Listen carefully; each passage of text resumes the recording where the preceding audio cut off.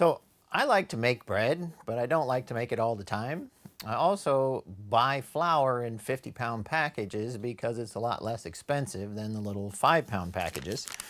I always take the flour down and put it in these little handy lunch-size sacks, and I try and keep the flour sort of confined inside the paper sack so that the dust doesn't travel up and get into the machine.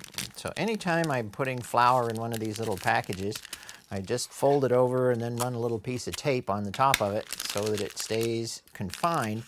And that way you don't end up, if you put flour just into a vacuum bag by itself, the likelihood of sucking some dust up into the heat seal and giving you a bad seal is really high. So I put it into a little square package. And once again, I like to shape these flatter bags so that they actually hold their shape while you are vacuum packing them. And then once they're vacuum packed, they will be nice and strong or nice and hard, and they'll stay the shape that they're vacuum packed. So once again, we're going to cut off a little piece of this 4mm bag material and put it on just the heat seal bar. We're going to seal the bottom edge of this new bag. We'll run the pump, create a vacuum inside there, run the heat seal. And once the heat seal is created, then we'll have a bag that we can put our flour down inside.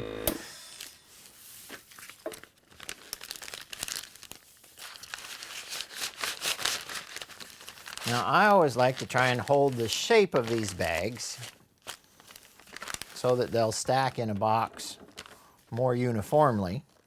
Remember, when you're vacuum packing, this time you put the bag all the way inside the trough, clamp it down in the lid, and just kind of shape your bag a little bit so that it stays that shape once it's vacuum packed.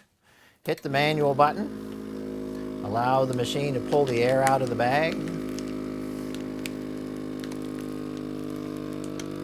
and run the heat seal as soon as you've created a vacuum.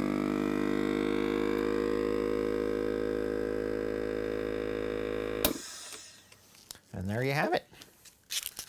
Now you have a flour, and then you should label this. Now, I always like to label down toward the bottom of the vacuum bag, and that way you can put the label on the bottom of the vacuum bag, not up toward the top, because every time you open this bag, you're going to reseal it. After you only use about half the flour, you'll still know what it is if you have a label on the bottom instead of the top of the bag. Oh, and the other reason you should vacuum pack your flour is to keep bugs and weevils out of it. There are actually bug eggs in a lot of flour when you buy it, and if you vacuum pack them, they have a real hard time breathing in there, so they just don't ever hatch.